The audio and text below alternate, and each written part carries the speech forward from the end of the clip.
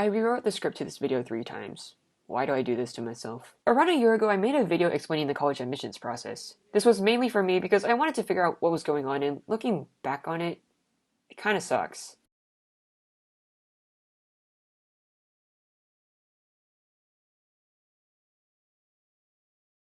Now that I've completed the process and plan on attending university in the fall, I learned a few things and would like to share some of my insight and personal experiences regarding the topic.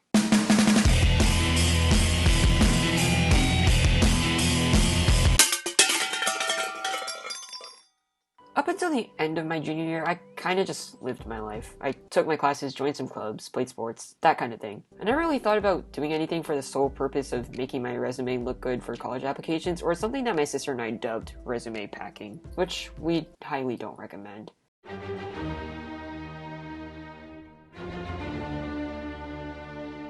High school is supposed to be a time for self-discovery and experimentation, not just a time where you prepare for college. My school offered a bunch of AP courses, so I took some in my sophomore, junior, and senior years. Again, I didn't think about taking them for the sole purpose of resume packing, but if you pass AP exams with a certain score, you may be able to fulfill some college general education requirements. For example, I took AP Italian in my junior year and passed that exam, so I'm exempt from taking foreign language classes in college. I highly encourage that you take some AP courses if they're offered at your school, but only do so if you really want to and if you're willing to spend more time studying.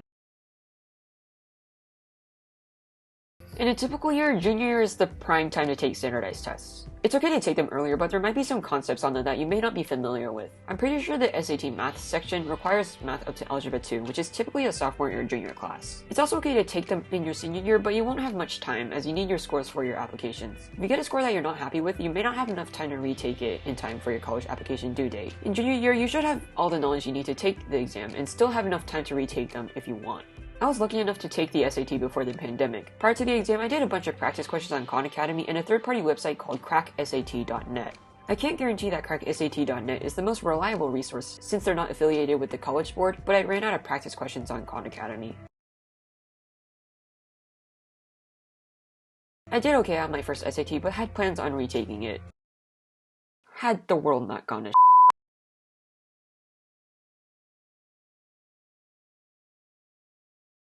I'm not sure when the next set of SATs will be administered in my area, but even from my one time of taking it, I found things that did and did not work for me. I liked picking an administration center that I knew that many people from my school would not go to. There were some people at my high school who labeled me as a smart kid, which made me feel pressure to do well on the exam. Separating myself from that helps me concentrate and calm down.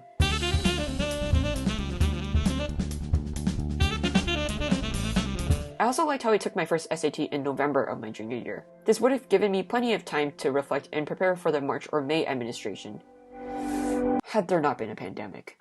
Something that didn't quite work was the fact that my hands got super dry on test day. I don't know why my hands decided to do that, but yeah, it was uncomfortable. I heard that the SAT essay section had been discontinued, and some universities are completely dropping their SAT requirements forever. I would still recommend taking a standardized test if they're offered, but keep an eye on each school's requirements, which you can find on their websites. I also took an SAT subject test before the pandemic and did pretty well on that too. I heard the College Board also discontinued them, so I probably wasted my money and time.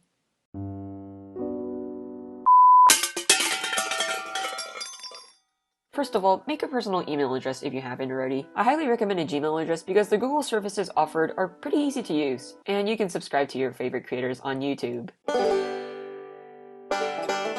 Anyway, try not to work on your college applications with your school-affiliated account if you have that, because it may get disabled after you graduate and you may lose some important emails and information you need for the future. I think I asked for letters of recommendation within the first 2 weeks after my junior year ended, because I didn't want my requests to be ignored in the middle of summer. Although I had no idea where I wanted to go, I was pretty sure I would need them at some point, as I had seen my sister use them for other purposes. You probably don't need to ask as early as I did, but don't wait until September or October of your senior year. At that point, teachers will be drowning in not only normal teacher stuff, but other letters for other people. And some teachers have caps on the number of letters they will write per year. Ask as early as possible, and make sure to keep in touch with your letter writers. And this is your reminder to check your email. I started school shopping in late June and early July, but I finalized my list in August because that's when I decided I would be applying as a music major, which only made school shopping more complicated. First of all, the school had to have a music major. Duh. This automatically eliminated the Ivy Leagues, as the ones I looked at didn't really have music majors or had confusing policies regarding this. It's okay, I was never interested in the first place. Secondly, I had to make sure it was possible to double major or minor with a music major. I have plans on double majoring in some sort of film major, meaning the school also had to have some sort of film program. For some reason, finding double major policies on university websites was a bit difficult, but it seemed to me that for most of the programs I looked at, this was possible. I also checked the programs outside of music and film to make sure I was okay with those as well, just in case if I decide to switch any of my majors at some point. Third, I had to make sure I could fulfill the audition requirements. My teacher and I selected pieces from my past repertoire to brush up, which consisted of one piece from each of the 4 main music history periods and an etude. I could fulfill most schools' requirements with that, but if a school asked for a full sonata, I had to cross it off my list. Remember that I decided to go the music route in August, and some of my deadlines were already coming in November.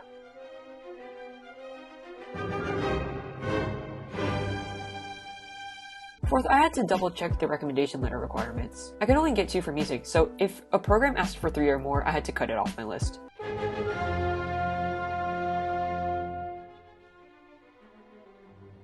Finally, I had to like the school and see myself going there. If I feel like I wouldn't thrive at a program, I cross it off the list. Oh, and one more thing. You have to like the school. You have to like the school.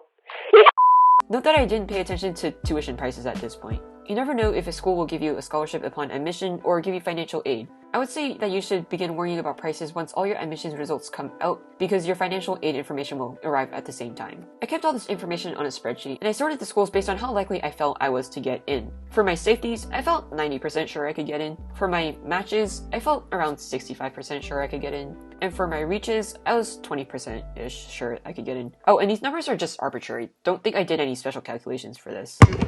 This is totally not necessary, but I wanted to do it to not get too surprised by any of my admissions results. So after much deliberation, I finally had a list. I don't really have any advice regarding how many safeties, matches, or reaches you should apply to, but I recommend having a wide variety. Besides, you never know if a reach school may accept you. Now's the boring part. Actually doing the applications. It's going to be tedious and boring, so make sure you have a good playlist on hand. Most non-CSUs and UCs use the Common App for their applications, but there are some exceptions. I made my Common App account pretty early because I wanted to begin working on my applications as soon as possible. Somehow one of my recommendation letter writers finished within a week of my request, and they attached their letter to my Common App in July. However, once August 1st came, I noticed that everything I worked on previously had reset. I realized this was because of the new application period officially beginning, so I had to ask my letter writer to reattach the letter. So it's good to start college apps early, but not too early. With any school application platform, you will need to give them some of your personal information, like stuff regarding who's in your family and your intended major. There will also be questions regarding what extracurriculars or awards you got during your time in high school, so be ready to look through your archives for this. At least with the UC app and Common App, you only have to fill in this information once each, and all the schools you apply to will receive this information. There may be occasional questions regarding your financial status, but the bulk of your financial information will be shared with schools through an external system. For United States citizens applying to schools based in the United States, you'll probably do this with the FAFSA. This is so that the appropriate amount of financial aid will be awarded to you. Make sure you have your financial documents from the past year with you and a good amount of free time, because the FAFSA is pretty tedious. Don't worry if you can't finish in one sitting, because you can always log out and work on it at another time. Just keep in mind that schools would like your information by a certain date. Don't you have to do your CSS profile in the iDoc? Basically, those are like similar to the FAFSA in that you're providing financial information to a school. I think only certain schools might ask for the CSS, right? Yeah, UCs did not ask for the CSS profile or the iDoc. Wait, what's the iDoc? It's something related to the CSS profile. If you made a CSS profile, you made an iDoc as well. I don't remember much about that either, but I had to submit it for basically all of my other non-UC schools.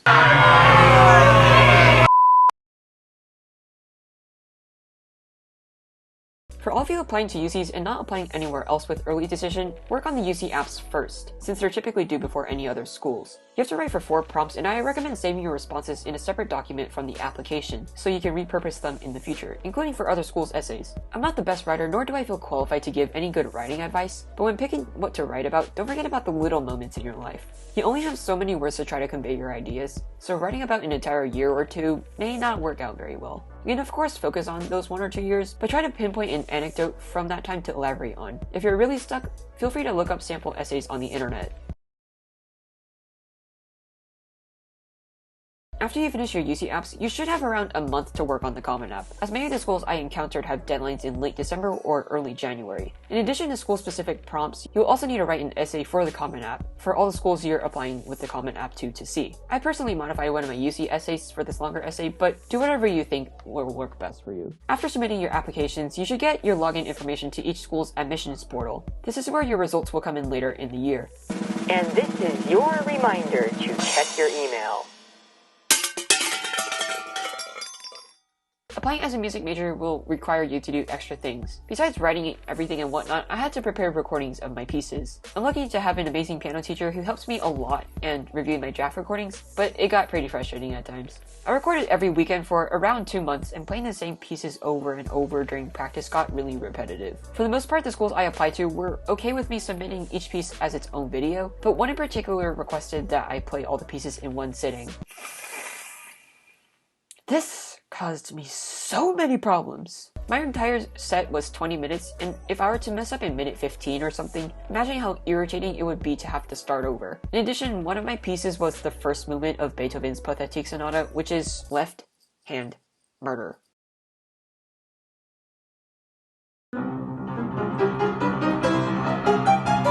So I really couldn't start over and get anything good maybe after 4 to 5 tries, depending on how far I got each time.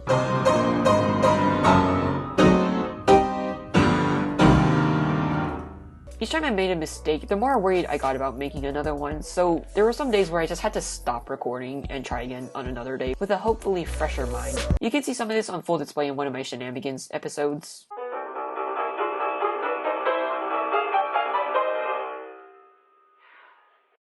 Just know that if you're planning on applying to uni as a music major, patience will be key. Applying as a music major also required me to provide a resume and a comprehensive list of pieces I played. I decided to also include my violin accomplishments, although I was applying with piano, because some of those were very valuable to me as a musician, such as All State Orchestra, Play with Ray, and TSO. I also played some amazing orchestral repertoire, so I felt that was worth mentioning too. Most of the programs I applied to wanted me to submit my recordings and documentation through Get Accepted or SlideRoom.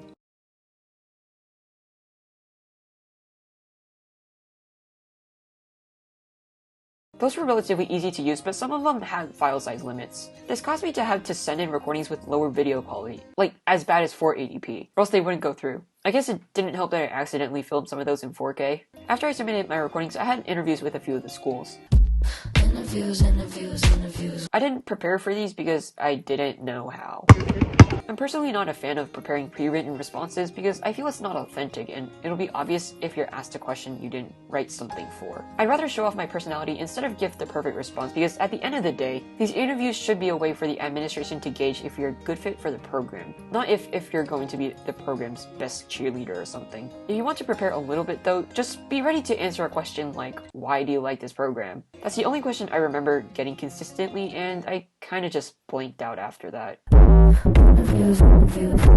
My interviews also included sight reading, which I should have prepared for, but didn't. What's most important is to make sure to know if a certain program plans on interviewing you, which should be stated on their website somewhere. My sister and I almost missed our interviews with a particular school because they hadn't given us our interview time in a Zoom link due to mailing list problems. If my sister hadn't remembered and contacted them, we would have missed out on potentially getting in. Check your email.